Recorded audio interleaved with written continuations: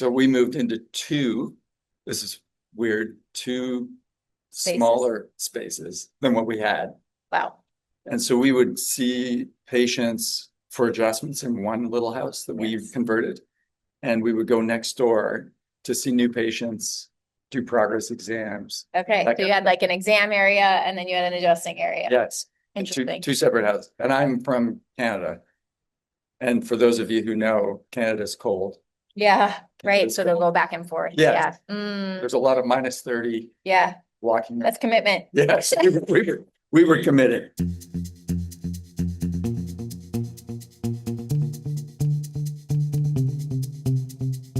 Hello, and welcome to Build Your Remarkable Practice podcast. This podcast is dedicated to chiropractors who are in the seasons of launching and building their practice. Join myself, Dr. Lona, and my co-host, Dr. Bobby, as we have conversations each week as it relates to building the practice of your dreams. And remember, you can have a remarkable practice as part of a remarkable life, not instead of one. We're here to lead you on the way.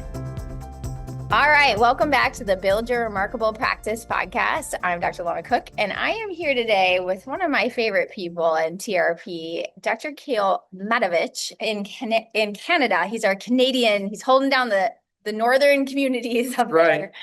And we're going to have a great conversation today about leveraging your space to the utmost. So I'm not going to steal your thunder here. Why are we talking about this? What were you able to do there, Kale? So I've been in practice for 25 years, and I've been in 3 spaces over the course of that 25 years. And that's a whole nother podcast we could have. Moving practice. Moving practice is a thing. Yeah. Don't do it as little as possible. Right. The second space we were in was a converted home. Okay. And it was actually a law office when we bought the space. Okay. And it was 900 square feet. Actually, it was about 800 square feet. That's a tight space. 4.5, tight space. Yeah. We could buy it, which was cool. Yeah. We started there. We were doing about 300 visits a week when we started. And we were there. Which is something still in 900 square feet. Yes. Yes. Yeah, it was good. It was efficient. Yeah. And by the time we were done, we were there for 12 years almost. And that building was falling down. No. When we were done.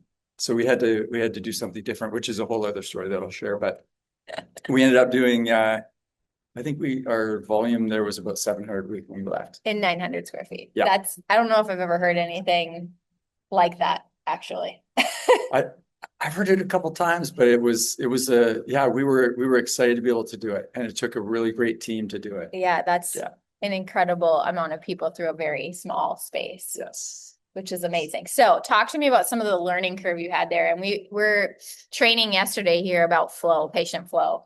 Okay. And one of the things we were talking about is just like your container, right? The cup that you hold, not only physically, like your physical space, but also how many footsteps you take to go patient to patient and things like that really matters when we're talking about flow, right? Mm-hmm.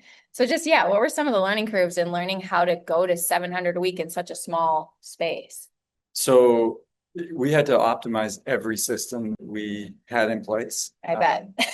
Every single one. Is that okay, Lona? Yes. Okay. Let me see if I can get rid of it though. They'll cut this out. Okay. Don't want to do that. I want to kick this out.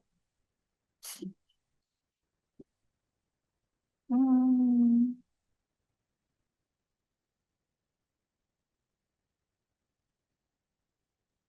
do I do that? You know how to kick someone out? Oh, here we go. Remove. Yeah. Oh, that's funny that it joined. Okay. Okay. So, at TRP, we talk about the usual suspects of patient dropout. And that was really important for us to sort of think about all of those things when we optimize that space. Mm-hmm. There was very few steps between tables. Table? Yes. How many tables did you have in there? 4 tables. Yeah. And we had 2 decompression tables downstairs. In the basement? In the basement. Okay. So it was kind of this weird split level thing. So we had to optimize every one of those systems and really think about it. And it took a great team for us to do it. It was not a totally open space. Okay. It was a semi-open space. We had barriers between tables. Yep. And it just worked great. It was simple. Yeah. And good. And simple is good. Simple is good. fast. Simple is good. Now there's more to the story because we owned that building. And so when it was time to move, because our space was falling apart, we had to move because we built a building on that space. Okay. So you tore down. We tore down, and that's probably a whole other podcast to talk about. The lessons there, but it was one of the best financial decisions in the rearview mirror. Yeah. But it was terrifying. Yeah, that seems like something I don't even know how to think about that, because while you tore down, you obviously had to move practice somewhere else. Yes. And okay. So we moved into this is weird, two smaller spaces than what we had. Wow. And so we would see patients for adjustments in one little house that we converted. And we would go next door to see new patients, do progress exams. Okay. So you had like an exam area and then you had an adjusting area. Yes. Interesting. Two separate houses. And I'm from Canada. And for those of you who know, Canada's cold. Yeah. Right. So they'll go back and forth. Yeah. Mm. There's a lot of -30. Yeah. Walking. That's commitment. Yes. we were committed. As you're saying that, Kale, I'm just thinking like, I just did a podcast with Dr. Sabrina and we're talking about vision and something placed on your heart and then seeing it and then walking it out, right? And you had to have incredible vision and trust to know that you were going to make this move to go from, hey, we've got an already very awesome practice happening, although we know we need to like do some upgrades or do something for our space. Yeah. Right. To then know that you're going to have to build a place and move into two separate places to then come back to a whole new space that you're building. Like, talk to me about how you received that vision and just carried that out through that time. Cause that's a big task. It was a big task. And I think like, I'm sure many people who are listening to this, those big tasks that we take on, I didn't really know what it was going to look like to do it. So you said vision and trust, and it was mostly about trust. Yeah. But knowing that was your vision. Yep. There was an end, and I knew that we were going to get to the end. I did not know the pathway we were going to. A little hairy. It was a little hairy. It was a little hairy. We actually, anyone who's ever done anything like this will be able to relate. There's a huge amount of barriers that cities put up and municipalities and so on. So we had a $250,000 stack of paper getting permits, and we got to the point where like, we cannot build this building. Because it costs so much to get the permits. Yeah. And so that was a 6-month. How did you find a way? We spent 6 months not knowing how we were going to find a way, and then just decided there's just too many chips on the table. We have to find a way. Went back and redesigned it, reoriented the plan, and did it. And as we did all that, we did not know where we were going to go in the meantime. We didn't know any of that stuff. It just unfolded as we were doing it.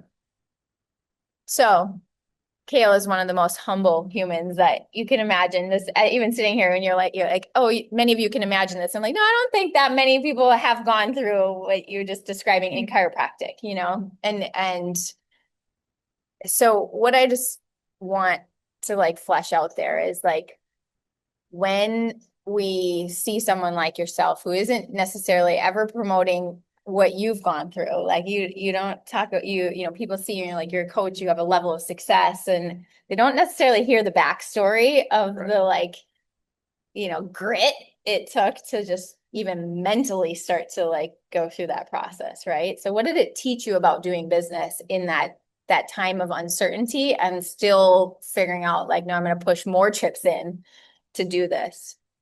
I think what it came down to for us to be able to get that done, or for me to be able to get that done, was, and I think I say us because I could not have done that without a great team and other people I worked with at that time. And the trust you had in them. Yes. Yeah. Had a lot of trust in them. So for me, it's about that. It's surround yourself with great people. Yes. Invest in your team. Make sure that your team knows how much gratitude you have towards them. There's a lot of heart. Yeah. In TRP, I think that we oftentimes are really focused on metrics, numbers, and business, and that's obviously critically important. Yeah. But we would not have been able to achieve that goal if we didn't lead with the heart through Yes. that. So I thought that was. And create opportunities, right? Like there's something energetic, very energetic.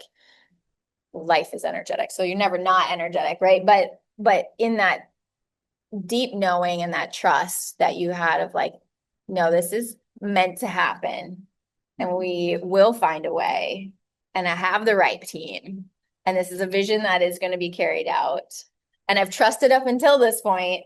Yeah. So why not just double down? I think that did.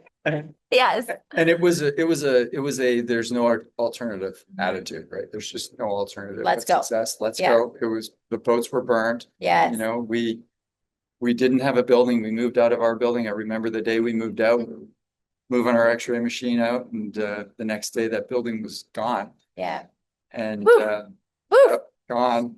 I'm getting chills as you're talking about this, because that feeling of like burn the ships, like here we are. Yeah.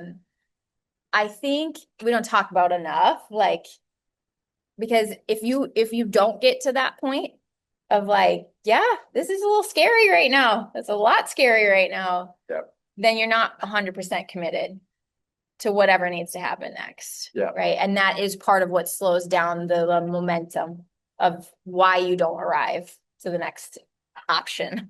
I spent a lot of time being scared, so it's Yeah. And overcame it. Yes. 100%. So to not have fear also isn't real. Like, I think sometimes people think like you're not going to have fear, and it's like, no, there's always an element of that. Totally. I think that was a good lesson there too, and I hadn't considered it until you just said that, but it was to just be comfortable. That was a part of the process. It's uncomfortable, and there's no alternative. And it's going to be highly uncomfortable. Yes. And it ended up worth it. Yeah. And it was worth it. Yeah. Yeah. Okay, so tell us, because we're all curious minds wants to know, you went from tiny space, so then what did you build? So we went from tiny space to 2 tinier spaces to a 10,000 square foot building. Dang! So we built the mothership. We have half that, so it's a 2-story building. We are on the top half of that building. Cool. And we have tenants on 12. Yeah. Yeah. And it's financially been a great move too. Been one of the best moves I've ever made. That's beautiful. That's awesome. Yeah. I'm getting better. And getting better. Yes. Yes, that's fantastic. And so Kale, if you're talking to some of our younger docs that maybe haven't started to scale yet and are trying to do in a small space more volume so that they can grow the mothership, right? The original practice, like what would be some of your life lessons that you were succinctly telling them to, like, yeah, these are thoughts that you should be having right now? I would say double down on the basics. Base hits. It's just every day a base hit. So like, do the basics right. Have team meetings. Train your team. Double down on investing and training your team. Yes. So that you have capacity and bandwidth to do some of these things that might need to come up that you need to attend to. Yes. I think that's probably the most important thing, because when it hits the fan, whether you created that or not, the weaknesses, the vulnerabilities get revealed, and we experience that in some ways. But I think the double down on the basics. I love that. I think, you see, okay, you're in a 10,000 square foot building. You've got tenants underneath you. How many doctors work with you now? 4. Four associates.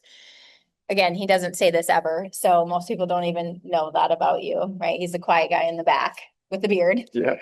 Now has a beard. We'll see. And lives in his camper sometimes. Yeah. But that version of you, I think most of the time we don't hear, like, you get there through the unsexy stuff, all the like daily rhythms, daily habits, methodical movements of your team, of the training, of, doing the right things with patients, having your heart in the right place with patients. That's what leads to the capability to do something. Totally. I think, I don't know if this would be helpful for people to hear, but we come to programs like TRP or other programs that we go to as chiropractors. And I remember you're talking about like, what do you need to be doing in terms of preparing for this? I remember going to seminars and wondering if my credit card was going to work and taking my team. Doesn't feel like Trust. long ago. Trust. Yeah. And also thinking, do I have to be like that person on the stage in order to experience success? And as it turns out, you just don't. It's about the basics. It's about the heart. It's about your team. And your commitment to it. And your commitment. Yeah. That's awesome. Thank you for sharing all that, Kale. No problem. All right. We'll have to do a part 2 where we learn more about moving practices. I got a lot to share about that. For anyone who wants to do that, I'm happy to tell them all the things. Where can people reach you at if they want to connect? If they want to connect, Dr. Kale at The Remarkable Practice, best place to get me. All right. His email. All right. Yep. Thanks, Kale. Pleasure. Thanks, Lona. Hey, everyone. Please listen in for this next bonus interview of one of our remarkable success partners. They all help us help more people find the benefits of chiropractic. So listen on. Hello, Remarkable CEOs. I am Coach Dr. Eric DiMartino with Remarkable Practice, and I'm excited to be in studio today with Jeff Van Kampen from Clinic Growth Accelerator. Clinic Growth Accelerator is one of our remarkable success partners, and we just love our remarkable success partners because they help our docs help more people. So welcome to the podcast, Jeff. Man, I'm excited to be here, Dr. Eric. Absolute pleasure. Awesome, man. So please take a few minutes here.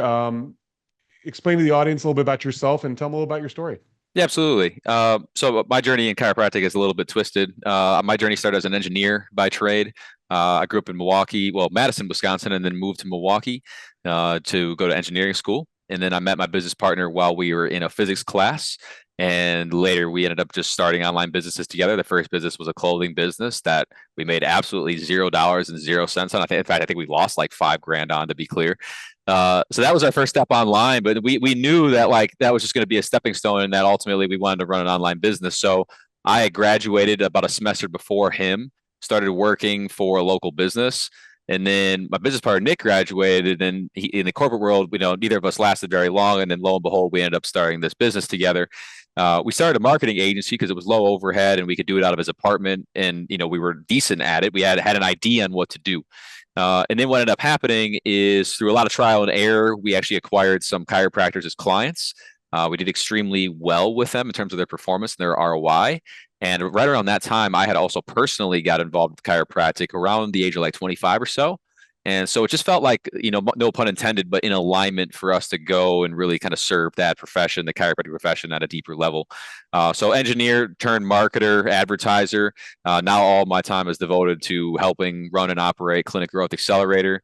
We've got about 90 people we do this for around the country, United States, Canada, Puerto Rico. We also have one guy in Australia now. So yeah, it's kind of an interesting story of getting into chiropractic, but that seems to be how a lot of folks are, Yeah. That's great. Well, I actually didn't know that about you, that you were in engineering first. So just so our audience knows, full disclosure, I've been using Clinic Growth Accelerator in both my clinics for over 3 years now. And you guys have done a great job for me. So I've known Jeff for quite a while. But yeah, that's cool. I didn't know you're an engineer by trade. So I'm sure some of that skill set comes into play with the technology and how this expands. And so that's definitely, man, for sure. We won't spend too much time on it, but one of the things about engineering is it develops your character extremely well, because they do make you solve, at least for your age, pretty rigorous problems, So, I think by just going in and getting dumped a bunch of problems, you just naturally become a problem solver. And guess what? That's what business is, Totally. And actually tease me into my first question I have for you is in the Remarkable Practice, we always talk about that businesses really exist to solve problems for other people, right? And the bigger problems you solve, the more money you're going to make because you're helping more people. So what specific problems do you guys solve for chiropractors? Great question. At a high level, we'll get into the weeds a little bit, but at a high level, we solve the attraction problem that you guys referenced, the attraction portion of the practice. So we choose, there's a lot of different ways to attract patients. We primarily solve the attraction or help boost attraction through paid advertising. That is using social media ads, primarily Facebook and Instagram, to then drive leads and then get those leads in the door. So the first thing that we help solve is lead generation. That's what everybody wants. That's what people come to us for. The next set of problems, we actually help them solve too, which is qualification of the leads, teaching people how to screen people on the phone, rule out the bad people, and just ultimately make sure that this person has a high probability of being a good patient in the office.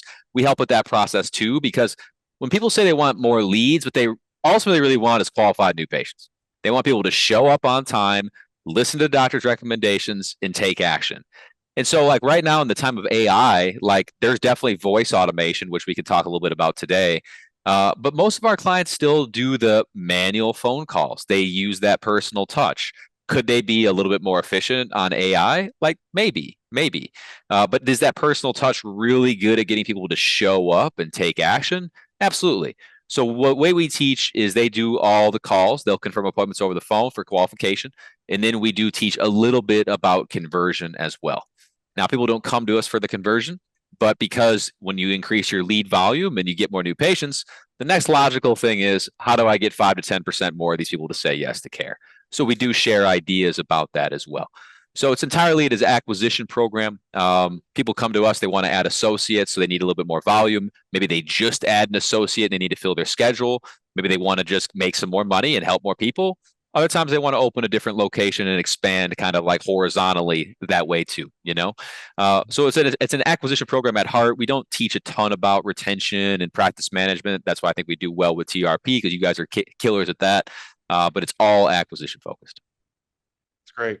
And yeah, and I'm always talking to my clients, and it's like, you need to have a digital presence, right? That's where all the eyeballs are right nowadays. I think some docs are hesitant to get into social media marketing or ads or even Google ads and things like that. But it's like, guys, that's where the eyeballs are right now. Maybe 10 years from now it's different, but right now that's where the eyeballs are, and you want to be where people are looking. And so I know that's exactly what you guys do so well, Jeff. And just as a client, I really appreciate the onboarding that you guys have. Like, you have all these videos online that make it so easy, because honestly, I have zero idea what my CAs do around this. I have no idea, I love right? it. I mean, because you have the training, right? I just look at the numbers on the back end and say, how did we do, right? How many leads did we get? How many becoming new patients? How many agreed to care and committed on day 2? Like, I know that stuff, but as far as the day-to-day, my CAs know that. I don't know anything, because again, you guys have such a great training platform with videos to make it really simple. It's add water and stir, which is exactly what most busy chiropractors are looking for. So I appreciate that. Yeah, man. No, absolutely. I appreciate that comment too. Yeah, I mean, like you need to make it so the client has a high probability of success. Like, have we dropped the ball? Absolutely. Have we lost clients? Like any business, 100%. I'd be lying if we don't, you know? But it's like, if you can just bridge more gaps quicker and increase the probability of success, that's what we're here to do, you know? So I appreciate that. Great. So next question I have for you is, we always talk as CEOs, we want to make sure that we're getting a positive ROI on anything that we do in our business, right? And so what kind of ROI, which is return on investment, to our listeners, in case they didn't know, what kind of return on investment can a CEO expect from utilizing your guys' product and services? Yeah, great question. Great question. I like to share at this stage too, like I'm in an industry, to be clear, where people boast these massive promises, like, we'll get you 60 people in the door in your first week for $1. Otherwise, you don't pay that dollar kind of deal, you know? So like, I like to share averages. So we always average about a 3 to 4 to 1 ROI. Do I have some clients that get significantly more than that? Yes. Do I have some clients that get lower than 3 to 4 to 1? Yes. The average sits between 3 to 4 to 1. That means if a client were to spend $5,000, on average, we would see about 15 to 20,000 come out the backside on it. That's where we're feeling really good. Again, do we want to get 10? Absolutely. We'd love to get 10. Is it practical in every market with what people want to spend on ads? No, it's not. You're not always going to get 10 to 1. The pricing model has a huge dictation. The lead nurture has a huge dictation. You know, it's a lot of variables in the system, you know, but we shoot for 3 to 4 to 1. We're really good at driving in, an additional 15 to 20 bodies in the door a month. That's really where we sit. We have some clients that we've scaled bigger than that, and they've spent more in ad spend. I would say that the large majority, when you start getting more than like 2, maybe 3, 4 grand in one location, you need to diversify your spend in terms of like different offers. Like, one might be chiro, one might be decompression, one might be shockwave or something like that.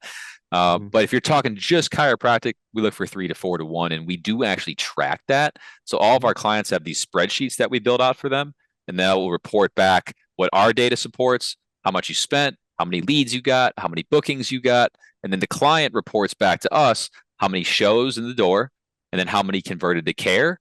And then we calculate the acquisition cost.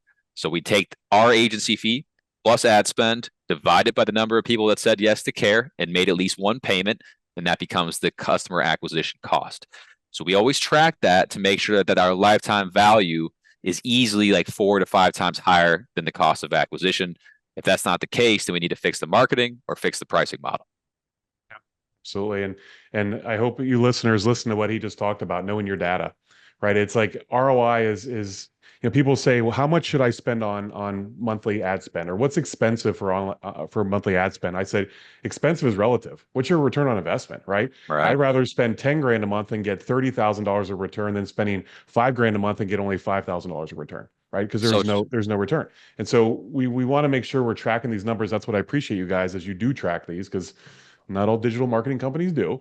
And so we have to know our numbers. How are we actually doing along each step of the funnel from the lead to actually showing up to actually converting? Like, we want to track that funnel and see how we're doing each step of the way. And, the return is everything. And that's what I want people to actually focus on here. And I know you guys do that, which I really appreciate. So, Absolutely. And one thing I want docs to hear, and this is kind of off topic, but kind of in relation as well, is that you guys, so we always want to focus on ROI. That's important, guys. But the biggest thing is we need to be filling our new patient time slots. That's the most important thing. People are like, well, I don't want to spend money on digital marketing. And they have like 5 new patients a week. And it's like, how many spots do you have available that you could have new patients a week? Oh, 15. Okay, so that means you have 10 dead spots every single week that could be making you money that they're not. So for listeners out there, we want to focus first on just getting all your new patient time slots filled and having a positive ROI. Obviously, we don't want a negative ROI, but get them filled. And then once we get those filled, now we can work on how can we optimize that ROI even further. Because even if you're only getting a 2-to-1 ROI, that's better than a 0 that you would have by having empty new patient slots. And that's what I love what you guys do, is you kind of fill that gap, right? We get our internal referrals. Hopefully we're out in our community getting our external referrals, but that digital can fill that gap to get us to that next level. So I appreciate that. Yeah, absolutely, man. And like, that's funny that you bring that up. And again, we're on borrowed time. We want to be efficient with your with your ears. But on our group call today, I harped on our clients and I said, listen, I love when you guys come to us and you say, hey, like, CGA is my only appointment source. Yeah, you guys are amazing. Like, that tailors the ego. Do I actually want our client's business to be like that? Absolutely not. I want to be a part of your marketing strategy. With all love to all the clients at CGA, nobody pays enough. It's not that big enough of an investment to support the whole organization by itself. It's just not. So I like to come in and be part of it, track the statistics. And if we end up being a large part of it, that's amazing. But it is also good to, you guys have the 33 principle. We need to follow that too, because we don't want to be the only ones. That's a good way to not have a great enterprise value, Absolutely. Yep. Great insight. Cool. So, considering what's important next, like, as you look ahead and assess the needs of our profession in the future, what are you helping docs do to be prepared for success in the future? As this is something that's always evolving and changing. So what are you guys planning for the future to help our docs succeed? Yeah, 100%. A couple different things. One of which is like definitely the buzzword that we could talk about right now, which is definitely the AI. That is the buzzword, everybody. And to be fair, like, I think we're going to see a time even in brick and mortar chiropractic where it's like we shoot for, $250,000 to $300,000 a head. There's going to be a time where we can get $1 million a head with AI in a brick and mortar location, probably 10 million in an online business per head, So AI is definitely going to be big. We're looking into some AI, not necessarily like chat things, but more so like appointment nurture sequences, because we'll help our clients nurture the appointments, but we're really only using like a lot of just built out like drip sequences. So we're looking into some AI to help with that. We're also looking at integrating possibly like an AI voice, so where people they'll actually call the leads and like schedule them for maybe offices that just don't want to take that on internally. I mean, some calls are better than none. So we're certainly looking into that for our program to see what we can add in. We're being careful and not just like flooding our clients with like, you have to do this AI just because it is the buzzword. But we do also need to just keep our own business up, because that is going to be a real thing. The second thing I think is going to be extremely important is that we're kind of like going into, people are calling it like a trust recession. And I think it's because, like, off an election season, internet's never been more popular. Spam calls have never been more popular. There is just like a lot of like toughness in like people's like ability to bridge a gap with a business, So I think having some level of personal touches, even if it's automated, goes a long way in a nurture process. So one of the things we've been thinking a lot about is, in our own business, we implemented what's called a hammer them strategy. That means when somebody books an appointment, they get hammered with a series of ads in addition to emails that warm them up before they get on the call with us. And I think that's a really high leverage activity because it's all automated and people come to the call framed.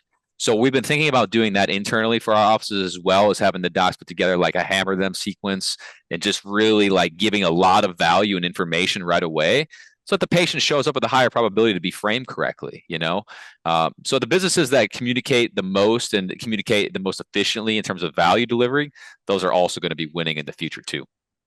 Like that. Yeah. And that's how you kind of get that trust in the marketplace nowadays. You have to create value up front, right? Create value, give them value before you ask for anything in return.